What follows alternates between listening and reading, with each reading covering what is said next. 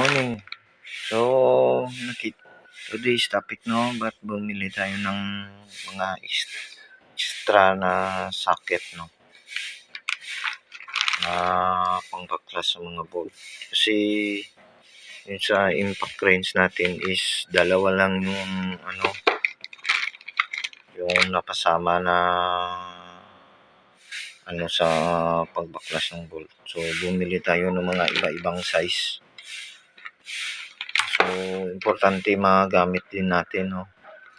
So, tayo dito. Ng extra pera para anytime, any size, pwede natin mabaklas, no.